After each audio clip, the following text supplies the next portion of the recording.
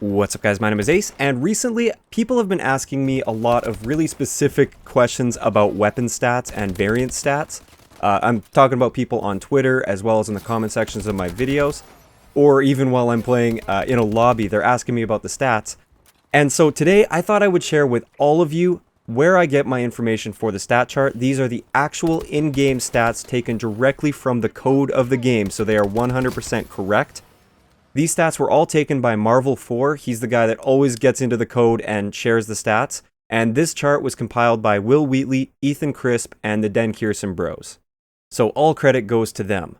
So for a lot of you guys that are really active in the online community of Call of Duty, like you go on forums, for instance, like Reddit or other various forums, or you're just on Twitter a lot or something like that, you probably already know about this chart, you've probably already seen it, and you probably have it favorited in your browser.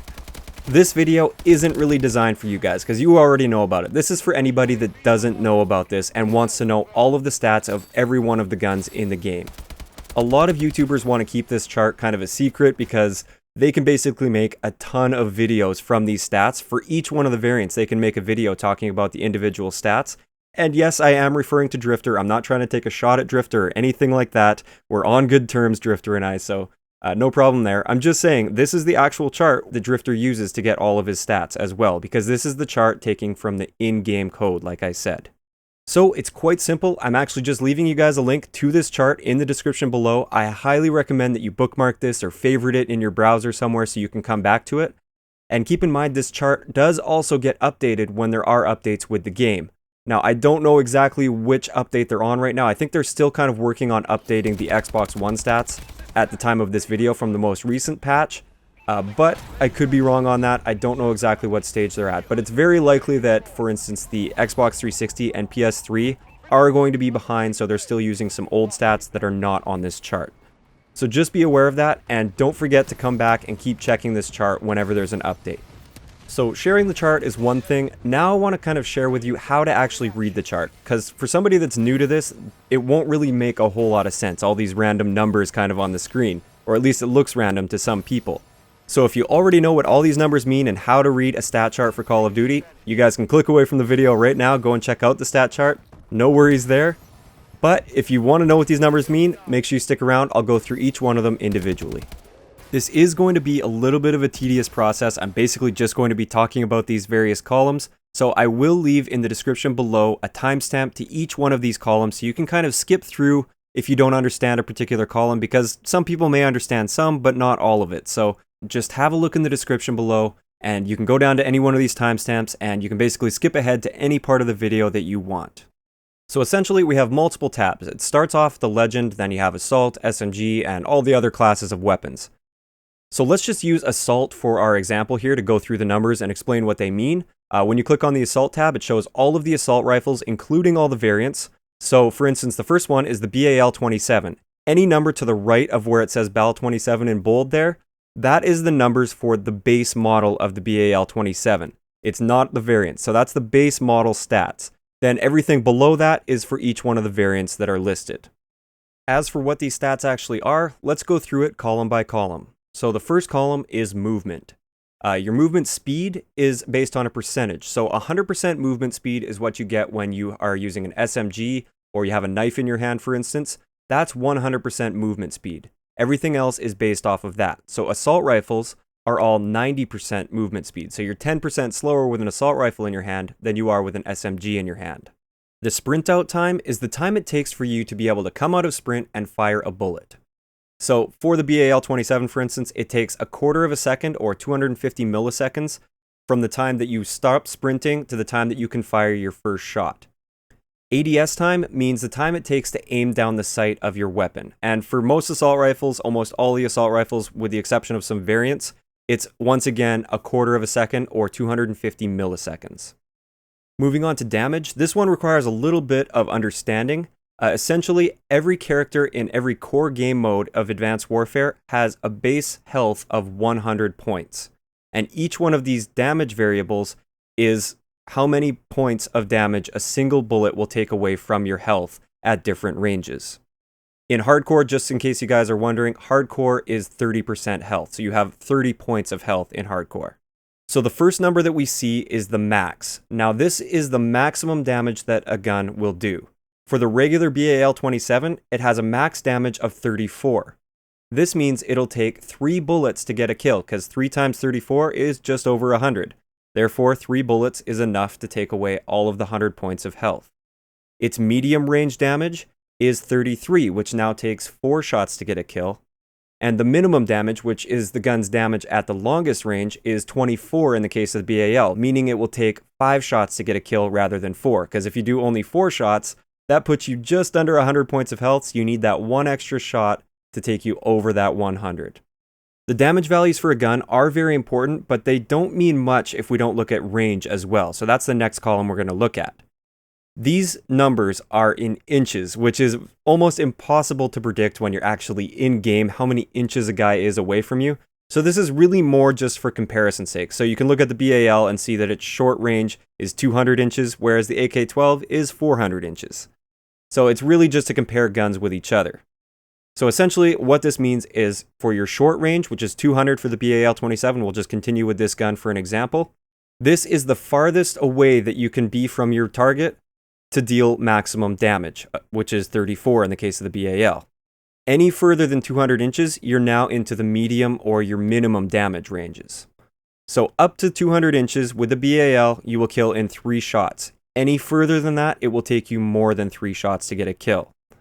Now your long damage is 1200 inches for the BAL in this case, and that means anything beyond 1200 inches, it's going to take 5 shots to kill, because you're now in your minimum damage range.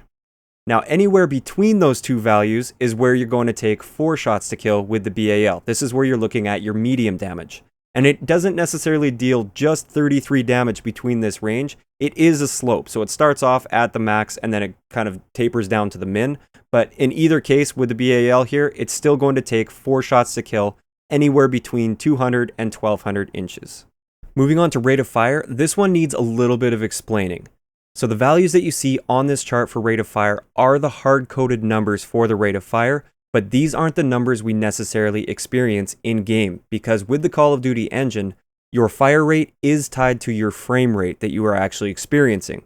You can only fire a bullet in Call of Duty at the beginning of a frame, and because of this, these numbers don't quite match up with what you truly experience. I could go way more into depth with this, but I don't want to do that in this video just because there's not a ton of time and it would take some explaining and I'd have to show you all the math involved with that. I believe Drifter actually did a video about this last year at some point, so if you want, you can try and find that video. As far as comparison goes, these numbers are still great. You can still see that the default BAL does fire quite a bit faster than the Obsidian Steed, for instance, and the Bal Inferno fires even faster than the base model. You can still see the variances there. Just realize that these aren't the exact numbers that you'll actually experience. So the intro fire rate is when we have a gun that has a variable fire rate. So for instance, the BAL has a variable fire rate. It fires the first, I believe it's 3 bullets. Somebody can correct me if I'm wrong. It fires the first 3 bullets slower than the rest of the bullets that you fire after you start firing. So your first few rounds with the BAL will fire at 666 rounds per minute, and every shot after that will fire at 857 rounds per minute. As for burst delay, this obviously only applies to burst weapons, so the ARX-160, the IMR, and the AMR-9, and this is the time it takes between each one of your bursts. There's always that little bit of a delay. And then finally we have overheat, and overheat only applies to the directed energy weapons, and this is the amount of time it takes for that gun to overheat at the maximum fire rate. The next column we have is ammo, and this one's really straightforward. Mag just means how many bullets are in a magazine without extended mags, and total is the total number of rounds that you spawn with every time you spawn. As for Hipspread, this is basically when you aren't aiming down sight, just in case you aren't aware, you have those 4 little dots on your screen that are in a square. That is your Hipspread. So for instance, LMGs typically have a very large Hipspread, and SMGs have a much smaller Hipspread. So I don't entirely know exactly what the numbers mean, just know that having a higher number is not a good thing. This means your spread is bigger, so you want a smaller spread, so a smaller number. So the base BAL has a minimum of 3 and a maximum of 6.7. Now the minimum is when you're not moving and you're standing, and the maximum is when you are sprinting, because when you're sprinting, your Hipspread actually increases, and this is for balancing purposes, so you can't just spray people down hip firing while you're sprinting with gung-ho or something like that. Keep in mind that these values are for when you're standing only. They don't account for when you are crouching or prone. As you get lower and lower in your stance, your hip spread tightens up even more. Moving on to Viewkick, this is essentially the recoil of your gun. Now, I'm not going to get really in-depth into what these values actually mean. Just know that it is better to have a lower value when it comes to the pitch and the yaw. And your pitch has to do with your vertical recoil, so up and down recoil, and the yaw has to do with your horizontal recoil. As for the center speed, this is how fast your sight will return to center after kicking up after firing a shot. So when you fire a shot, your gun will recoil upwards most likely, and usually kind of to the right or the left. It'll kick up, and then the center speed is how fast it'll want to return to center. So a higher center speed is always better. Moving on to multipliers, this is essentially showing you how much more damage you will do by hitting different parts of the body. So for instance, on the BAL-27, the head multiplier is 1.1 times. So this just means multiply your damage value at whatever range. So if you're at really close range with the BAL, you do 34 damage. Multiply this by 1.1 times, and that's how much damage you're going to do for a headshot. And headshots really don't have much of a multiplier like they used to. In most previous Call of Duty games, most of the assault rifles actually did a 1.4 times damage to the head, but in this case, it's only 1.1 for most of the assault rifles. And as for the chest, if it's 1 times, that just means that there's no real multiplier, it just does the standard amount of damage. As for the PEN or pen, this has to do with penetration, and it's simply rated on low, medium, or high. So the BAL-27 and all of its variants are classified as medium penetration weapons, so they carry a medium amount of damage through cover. Whereas SMGs are more likely to be in the lower range. They don't really carry much of their damage through cover, so it's going to take you more shots to kill through cover than it would with an assault rifle or a heavy, which typically has a high penetration value. So the final column is attachment, and this is just basically showing you which attachments come with the different variants or whether or not certain variants will restrict attachments. So for instance, with the BAL-27, the only variant that comes with an attachment is the BAL Marksman, and this comes with a free ACOG sight. So that's going to wrap it up for today's video. I really hope you guys learned something new. I hope you guys that didn't know about stat charts now know a lot about it, or basically all you need to know about reading these stat charts. And I hope this will help you make some decisions as far as which variants to use, which variants to throw away, and so forth. If you enjoyed the video, a like rating is always appreciated, and don't forget to subscribe for more if you haven't already. I'll talk to you guys next time.